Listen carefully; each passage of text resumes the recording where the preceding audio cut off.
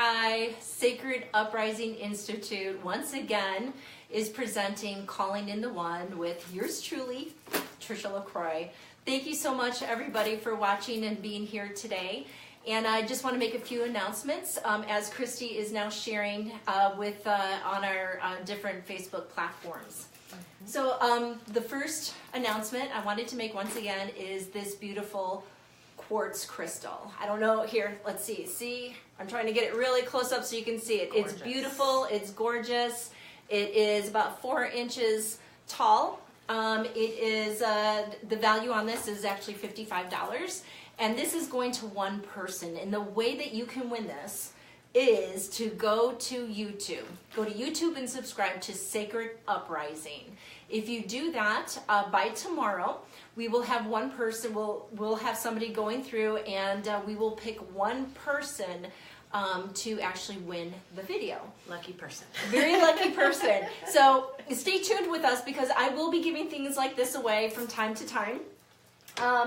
And if you win, but somebody referred you to Sacred Uprising YouTube, we will also give them something as well. So make sure you let me know once we contact you. But it will go in the mail by Monday. I cannot promise this weekend since it is Easter weekend, and I tend to keep my weekends. I'm very protective over my weekends with my family. Yeah. So anyway, so don't forget that. And then here we can take that. Thank you. We also, next week, we have new people that will be speaking on this platform.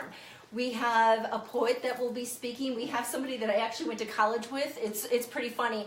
While she and I went to college together, we didn't know each other. But now I look at pictures and go, oh my God, I saw you and your husband walking around the halls. Oh. So she has been on a beautiful road of discovery and transformation. Her name is Erin. She will be doing a talk about the staircase to hope. Her daughter is actually the poet, and if you saw yesterday, I posted one of her poems. Her name is Savannah, and she is going to be doing. It's going to be a series on the celebration of pain. And when she said it, my jaw dropped. I'm like, that is beautiful. The celebration of pain. What a beautiful way to look at it. And that's what I love about this girl. We do have, Doc will be with us on Tuesday. We have Lori on Tuesday. So please make sure you turn into that. On Wednesday, we have Bliss. I believe we have Erin on Wednesdays. Thursday, we have Savannah. And of course, it's you and I as well.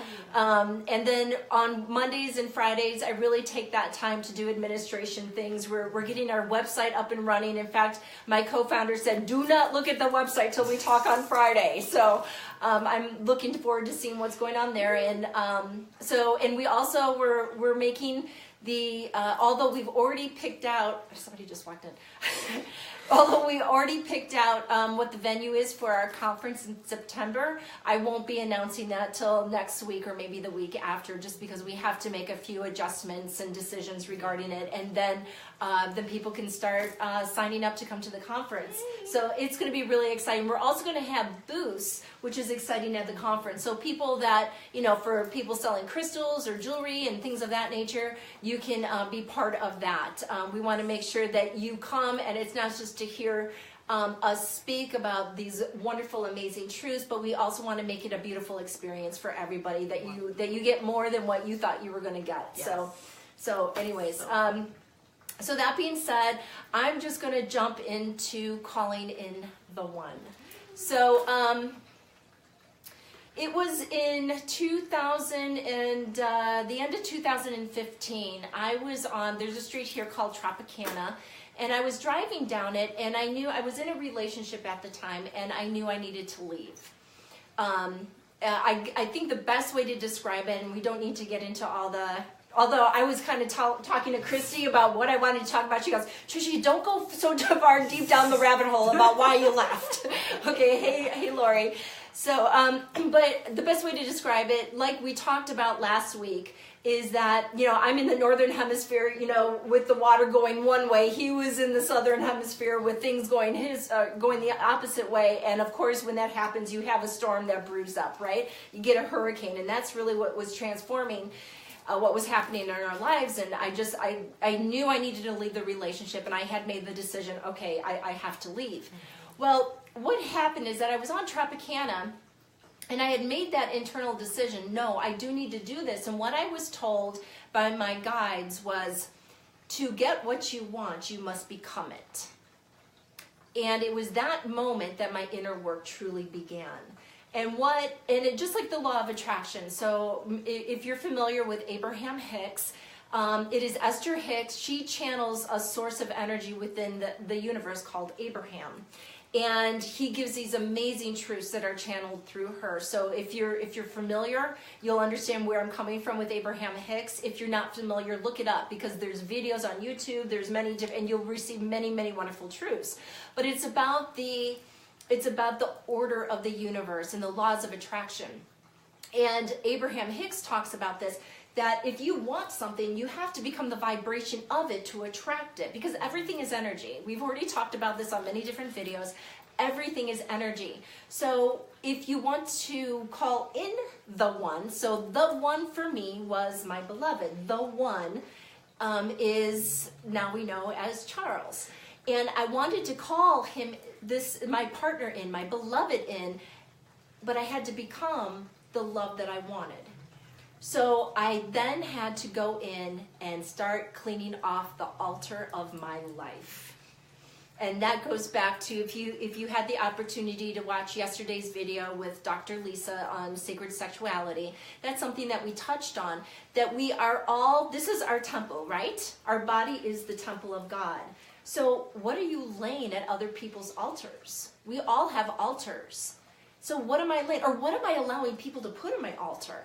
I had to clear out that altar. I had to let go of relationships. I had to let go of friendships. I had the beautiful objects, the beautiful idols they were putting on my altar. I had to sweep them off to make room for the one. But I also had to change. I had to go internally and connect with divine, because I wanted love. I wanted divine love. I wanted a holy, sacred love that was unlike anything I've ever experienced. I had to let go of what my dad wanted me to be, how he raised me. I had to let go of what they told me, or what I had to mirror myself to be, to get their acceptance and to get their love. I had to find my own worthiness. I had to love myself with being accepting. Why don't we, this brings up something wonderful, is that why don't we forgive ourselves? We say that God forgives us. God forgives us. There isn't even forgiveness needed. That's how much His great and divine and holy and sacred and infinite His love is. Forgiveness is not even needed. So why don't we forgive ourselves? So I had to go in and give myself the same love that the divine, the infinite, would give me. I had to become that love, not just to others, but for me internally. So how did I practice that? So love is an action, right? Mm-hmm. So I can't just know this up in my head and be up in my head and go, okay, I know this. I had to go here, and then I had to make action to it. So how did I do that? So, and I talked about this in the first video, so I started giving love to people I didn't know. Okay, so whether it was walking down the street and seeing somebody that, they had beautiful eyes, and mention their eyes, mention their outfit, so giving people a smile, because I really have a resting bitch face. That's typically how I go through life. I had to learn not to do that, because I was told I was very intimidating because of it. So I'm learning. I had to, be kinder when I talk to people. I actually learned to deal with my children differently. How tired are you? I don't know. I didn't bring the giant can of Red Bull, She's hogging the Red Bull today. I'm so sorry. It's so funny. I'm here like, no one's seeing this. No one's seeing this. That's so funny. So I had to call it out because she keeps doing it. It's too funny. It's all good. It's all good. So that, release. And I had to give love like that. But, talking about, dealing with people differently. But with my children, it was, letting go of what my expectations were and forcing it down their throat, and then being angry when they didn't please me, when they didn't put on my altar what I thought was necessary for me to be pleased with them. It was letting go of expectations. It was also acceptance for who I was. It was acceptance. Yeah, Courtney, very funny. Yes, Courtney. That's my daughter. So it was also it was also being kinder when it came to even how I dealt with. And I know this is going to sound weird, but when I would go out into the mountains, you see wildflowers everywhere. And I love flowers. This is a big deal for me. And babe, if you're watching at our wedding, we're having a ton of flowers. So, but I stopped picking them. Even that, I stopped picking them because doesn't Rumi say something that if you admire flowers, you'll pick them, but if you love them, you won't. You'll let them live. And it was even how I was treating nature. Maybe not a scorpion crawling up my garage door, but it was in every action I started giving love. But I became, as I was doing this, I was becoming what it was that I wanted. I was becoming love. There were several times, you might have been living with me at the time, maybe it was right before you moved in, is that I would be walking in a parking lot. I'll never forget that, walking in a parking lot, and somebody stopped me and said, "There's something different about you. You just beam. And can you tell me what you're doing?" I had that happen like twice in a day, and I'm like, okay, what's going on? I started living what I wanted to be. So it was the same way when, I had to change. When I wanted to stop talking negatively, I stopped talking negatively, which changed the way I thought internally. So that started shifting. So when I started treating people kinder, I became kindness. Doesn't that make sense? When you start treating people with love, asterisks, not people in the fast food lines or telemarketers, unquote. Okay. But when you start treating people with love, you start embodying it. It's sort of like when you give Reiki. When you take in that source through your crown chakra and give it away, you're not only healing them and changing them, it changes you as well, right? Yes. So that's how it is when you give love away. The remnants of it stays within you. It still floats within you. It still goes through your DNA and all through your cells. I'm seeing it as the ripple effect. It doesn't just ripple one way, it ripples all ways. Well, you talked about the retrograde today. So when you give it out, it's also it's compressed. It's going within. Yes. It is your retrograde where you're allowing it to change who you are. And it's important. If you want love, divine love. Anybody can date, right? We all can date. We can date anybody, no big deal. And I've done that for many years. As soon as I was done with one, all right, bring in the next one, because I didn't have boundaries. I didn't know what I wanted. I didn't know my worth. I was searching for love, but as a song said, in all the wrong places. I was searching for it, but I wasn't really seeing my worth and what I wanted to align to. I was just taking it from whatever it was. I was even becoming kinder to my animals. Do you know why my animals so my kids can attest to this. 3 years ago, my dog was scared all the time. My Frisbee was just angry constantly, which is one of our cats.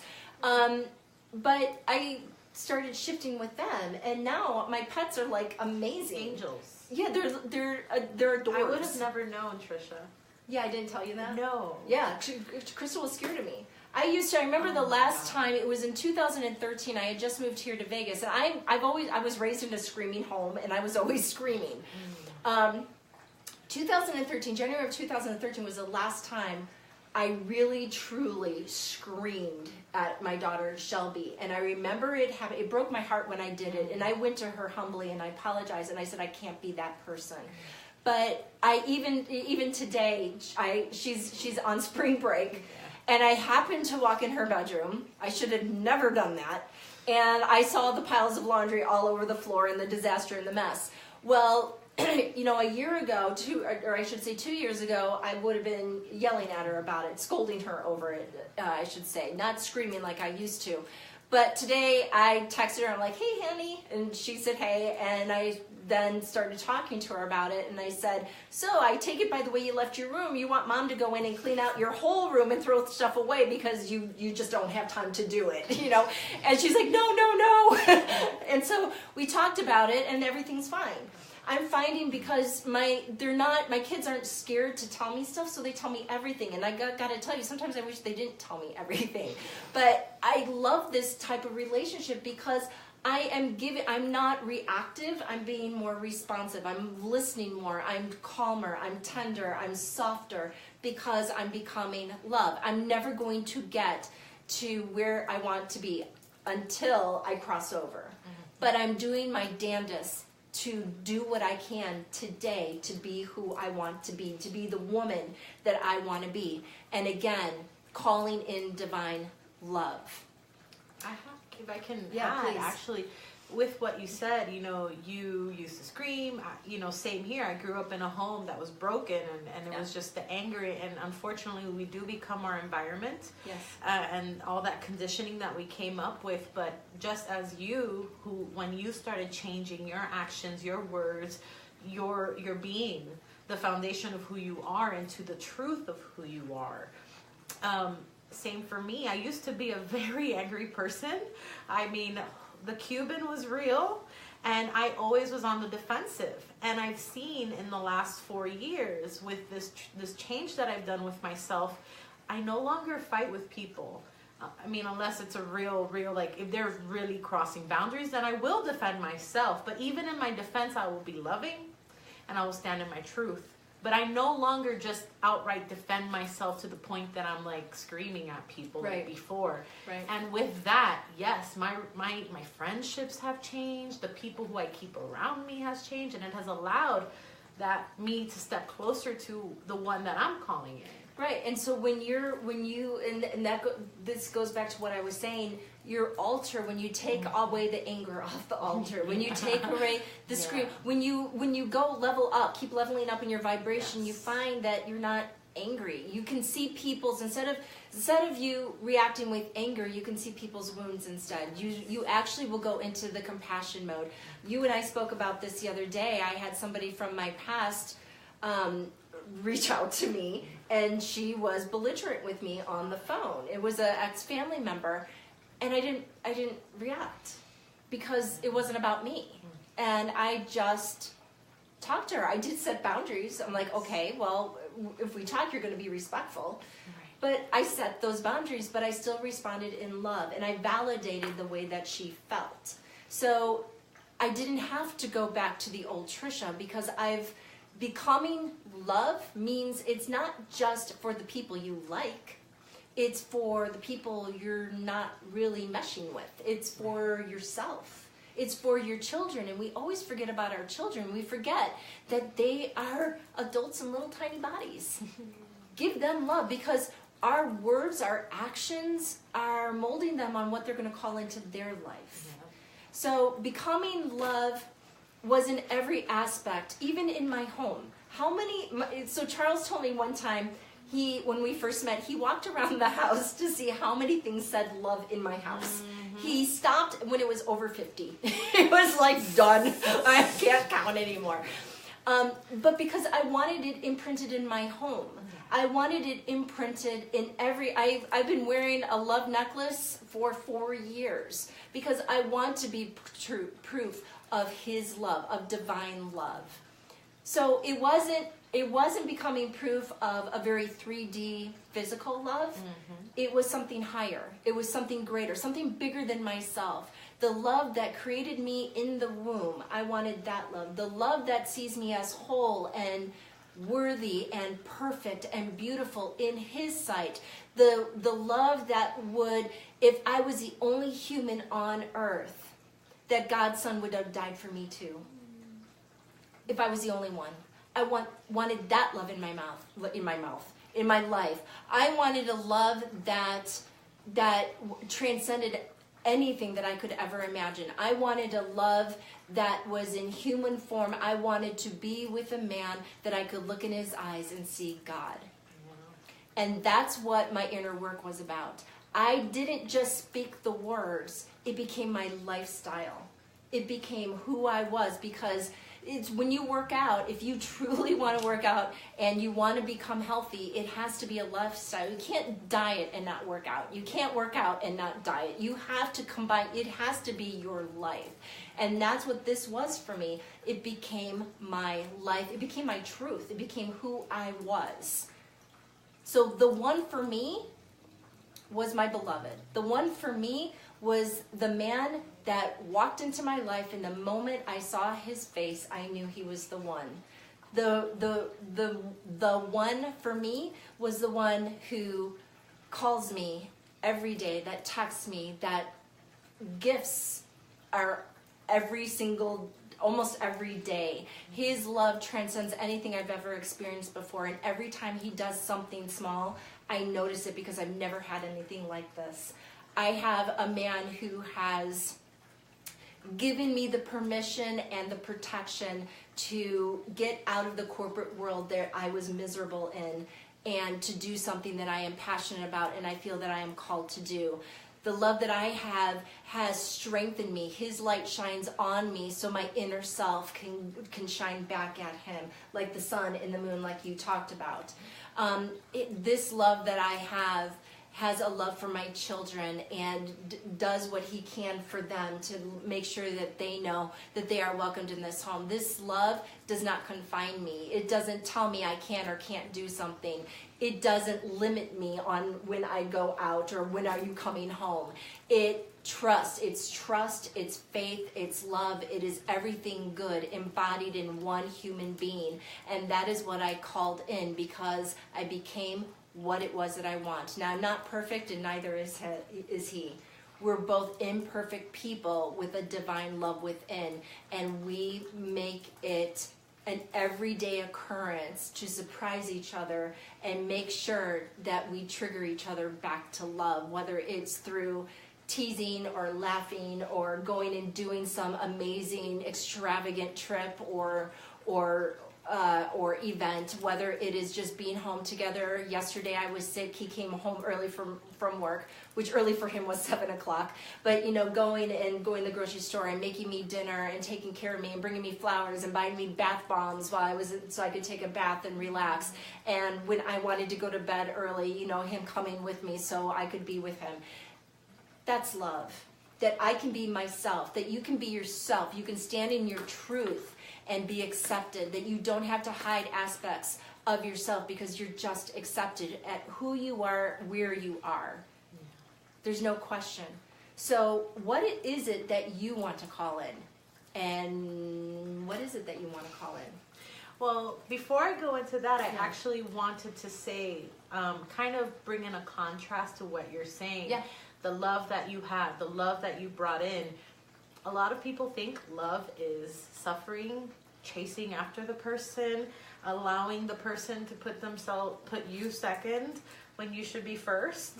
Mm-hmm. Even making excuses for somebody. Yeah, like there's so many warped ideas of what love is that I'm glad you're speaking up of what love truly is. The love of God God's love, even that, just saying that, like when you feel it, it's like this huge energy of just positive, light, acceptance, supportive, it helps you build up. And then the love that people think, it's like, even with twin flames, I'm going to go ahead and say it. They're my twin flame. They're not here next to me. I'm sorry, that's not real. So with that being said, what I'm trying to call in, I am single. I've been single for 1.5 years. I'm working on that, on shifting the perspective of what love is, because unfortunately, love wasn't something truly present in my life up until I made the choice to bring it in within me and change who I am. And as I stated, I've changed the people around me. I still have work to do. But, in the love department, definitely to call in someone that places me first, as, because the thing about me is I'm very loyal. I'm that person that you can always count on. I'm the safe choice because I'll always be there no matter what. I'm very forgiving and accommodating, but I don't ever get that back. So it's kind of like, you know, I need to knock that off my altar and just set the ground rules that I need the reciprocation of my loyalty, my love, and just the acceptance of who I am, and not just be the safe backup. Yeah, because that's not love. So that's not cool. cool. I listened to a radio station. This was several years ago, and I was. We won't even go into that. So, like, never mind. But let me tell you about what they said. It was somebody had called in and was talking about that there's a guy that she was seeing, but he was dating somebody else, and she was like, oh, but he comes to me, you know, in secret. And what they said really struck a chord with me. And they said, well, his girlfriend is his everything, and you're his nothing. And that really, really hit me hard. Going, wow. And they're right, because he's not choosing me. So why am I accepting the crumbs from his table? Yeah. They can say all day long, I would choose you. I would choose you if it wasn't for this person. I would choose you. You know, you have a quarter of my heart, but, you know, I have to go in this direction. I'm sorry. Yeah. It's either a meal or it's crumbs. Yeah. It's one or the other. So she's his everything, and that, you know, you're his nothing. And when I realized that was life-changing for me. And it hurt, and it tore my heart out. I'm like, that's not love. I'm sorry. Love is not about making excuses because, oh, he doesn't have the time. He would do that if he had the time. My God, right. How many times have I heard my girlfriend say that, and I have said, because I am dating a man that works nonstop, and yet all throughout the day, he finds time because I'm important to him. He is love in action. That is just who Charles Taylor is. Love in action. And if a man that you're dating or a woman that you're dating is giving you crumbs, that is not love in action. Don't make mistakes. Don't mistake it for love. Because if that person really loved you, they would make every effort for you. Yep. Period. End of story. That's what one's beloved does. Now, you brought up twin flames, and you just opened a can of worms with that. So I'm about to get into the whole twin flame thing. Yeah. So this is my perspective, okay? I'm adding to the commentary.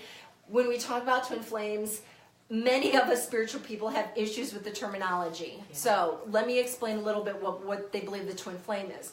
that it is a flame that's just, you know, in two. When you put it together, it's one flame, right? So, but what some people teach is that the twin flame relationship is when you guys meet. You're either usually in different countries, or your age is, there's a huge difference in your age, and there's the push and pull of the relationship. So there's always the quote unquote runner, and that person runs away, and then you're in pain and agony because you're not with your twin flame.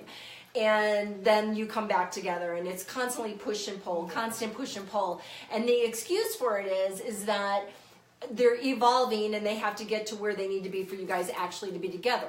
But it has to have the push and pull. That's not love. That's not what a twin flame is. I'm sorry. You know, if I'm going to call anybody a twin flame, you know, in the religion I was raised in, that would be, I believe Jesus and Mary Magdalene were a couple, and it would be them. That's a twin flame right there. There's not the push and a soulmate is there to teach you lessons. There is push and pull with a soulmate. Yes. They teach you lessons. They're in your life typically for just a period of time to trigger you, to torture you, you want to like scream because they're like driving you crazy, because they are bringing up in you things that you need to change. Yeah. Okay? That is a soulmate relationship, and I, for one, would never want to marry a soulmate, because that is a very difficult relationship to have. A twin flame is where you are two halves of the whole. There shouldn't be the push and pull, because I'm sorry, two halves of a whole are, I'm sorry, going in the same direction. Mm-hmm. It's like having a fish with two fins. They can't go in separate directions. Your eyes typically look in the same direction. That's what it is. So a twin flame is not where the push and pull. That's my personal opinion. But there is something higher. I don't know what it's called. I don't believe it has a word. Debbie Dixon, who is an amazing person on Facebook, I've talked to her through Messenger a few times. She teaches. It's called the sacred. A sacred soulmate or the sacred union. And that is something that's even higher than what us humans call a twin flame.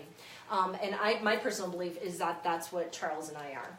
So, but regardless, don't say, I heard for people that go, he's my twin flame, that's why he's treating me that way, and he's just going through his stuff, but I'm going to keep accepting it because he's my twin flame. No, I'm sorry. Don't make excuses. Don't make excuses. He's not your twin flame. He's not. You have to have your boundaries. You have to have those loving boundaries that guide yourself, as well as, again, what Dr. Lisa talked about, and this really resonates with me, what are you allowing to be put on your altar? Are you allowing somebody to put a crumb on your altar and you go, oh my God, it's the whole universe? Or are you taking off those crumbs? Are you taking off those idols that need to be taken away from exes and people that friendships that use you, and energy vampires? Are you allowing those gifts on your altar to still be there, or are you removing them to make room for divine love? Yes. The perfect gift. Which is out there, which is real, it's whatever attainable. The desire of your heart is. Mine was my beloved. Yours is your beloved. Yes. If it's your career, if it is a best, whatever it may be, if you have the desire within you, God put that desire there because it's His desire. Mm-hmm. And He wants to experience it through you. Yes. So it is out there. The only barrier between you and that is you. That's it. Yeah. It's your beliefs. It's what you allow in your life. Mm. It is what you are calling in by the people you are hanging around. The vibrations you're staying within, it's what you are calling in. You can say you want something, but if your actions are something else, you're not going to get it. You can say, I want to be a very successful lawyer, but instead you don't go to college. You're still saying you want to be an attorney. You're not going to college, and you're working at Dairy Queen. Well, I'm sorry, it's not going to happen. It's action. You have to have action behind it. That being said, I want to read something to you. It's from Eat, Pray, Love, Elizabeth Gilbert. This is one of my Bibles. Have you ever read it? I've watched the movie. No, you can't watch the movie. I'm sorry. No, you don't know nothing. Okay. This book is amazing. The movie does not do this book justice. Oh, really? Okay, Oh. Seriously, you got to Okay. read the book. I might love you enough to loan this to you. I'm not quite sure. So she says something, and I'm going to read it to you. It's the instructions for freedom. And if you don't know anything about this story, it is her journey from leaving a relationship where she felt that she needed to be. She was very scared to leave it. To finally walking away, the pain that she went in through, the guilt of walking away. She then decided to leave everything and go travel the world. She went to Italy first, hence the eat.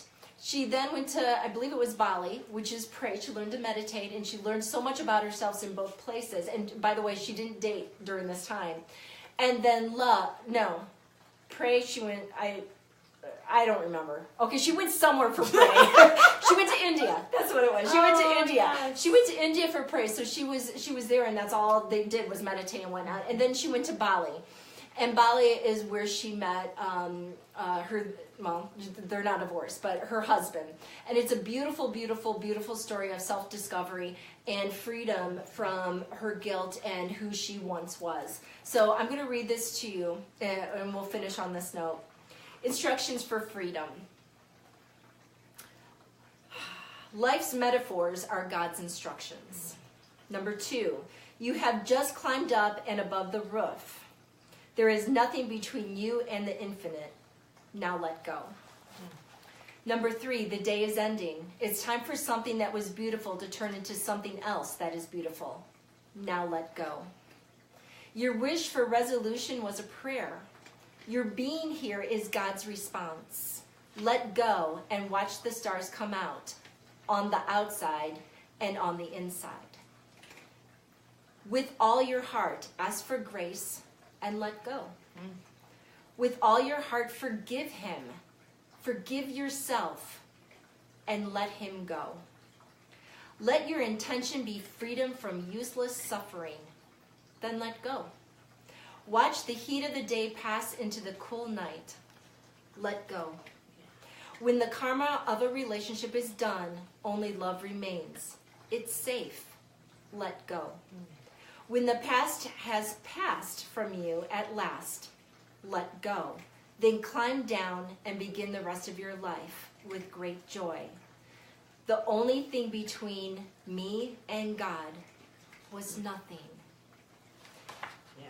And that is what is truly waiting for everybody. And I know that because I live it. I know it because I did it. The only thing between you and divine, infinite love is nothing. So let go. Wow, you should have read that so I don't cry right now. So true. Everything that you think that love is, let go of it because it's not. Yeah. Even what I think is love, even in the beautiful divine love that I have with my beloved, it's greater than that. So I also have to let go of my expectations. Just letting it go. She, in this book, talks about she thought she found her soulmate. Their age difference was, I don't know, like 12 years or so. And it was a very tumultuous relationship, and they kept trying to hold on because they believed they were soulmates, but they were twin flames, but they weren't. They were to teach each other, to tear each other apart so that they could find healing because they healed themselves. So let go of what your expectations are. Let go of who you are today so you can call in what it is that you want. But make sure you understand it's not easy. You have to become it. You have to become what it is that you want. If you want love, become love. If you want success, you got to become it. You got to put it into action, into motion. You have to become the vibration of it.